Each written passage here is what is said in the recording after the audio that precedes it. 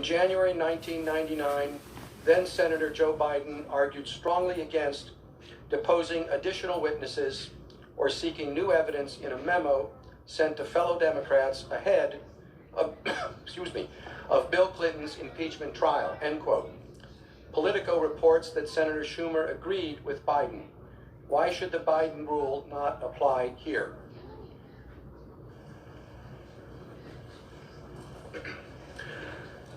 Mr. Chief Justice, members of the Senate, in a memorandum dated January 5th, 1999, that is captioned Arguments in Support of Summary Impeachment Trial, Senator Biden discussed some history first regarding two Senate impeachment proceedings that were put forward in the Senate that were summarily decided. And this is what he said: these two cases demonstrate that the Senate may dismiss articles of impeachment without holding a full trial or taking any evidence. Put another way, the Constitution does not, impose on the Senate the duty to hold a trial. In fact, the Senate need not hold a trial even though the House wishes to present evidence and hold a full trial and the elements of jurisdiction are present. He went on to say, in a number of previous impeachment trials, the Senate has reached the judgment that its constitutional role as sole trier of impeachment does not require it to take new evidence or hear live witness testimony.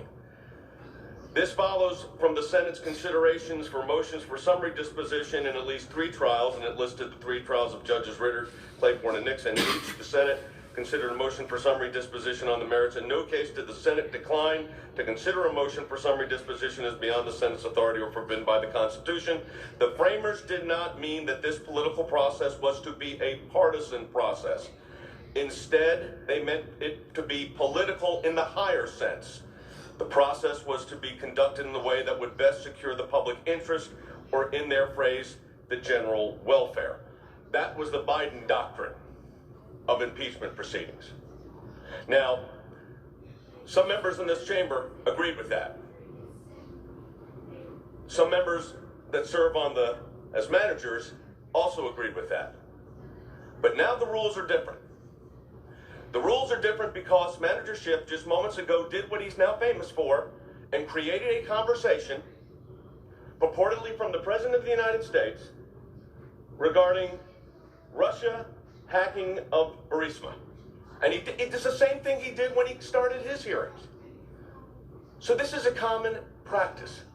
But if we want to look at common practice and common procedures, the Biden rule is one. I'd like to address something else, because we've heard it time and time again about two judges have decided this issue of executive privilege. I want to address two things very quickly. My very first case at the Supreme Court of the United States, and it was a long time ago, over 30 years ago, 33 years ago.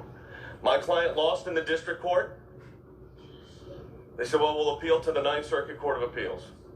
Went to the Ninth Circuit Court of Appeals, was not so successful. We didn't win there either. My client said, well, what do? I said, well, we have one option. We could file a petition for certiorari to the Supreme Court of the United States. Chances are they're not going to take the case. But at this point, it's an important issue to you, so why don't we proceed? My client agreed to proceed. A petition for certiorari was granted, and the court reversed 9-0 the Court of Appeals in the district court. And that's why you continue to utilize courts when appropriate. That's why you do it. And you don't rely on what a district court judge says. And the last thing I want to say, they are asking you, as a Senate body, to waive executive privilege on the President of the United States. Now, I want to think about that for a moment. They are asking you to vote to determine, or have the Chief Justice in his individual capacity as presiding judge, vote to waive executive privilege as it relates to the President of the United States. And that is what they think is the appropriate role for this proceeding to continue. I think you should adopt the Biden rule. Thank you. Thank you, counsel. Mr. Chief Justice,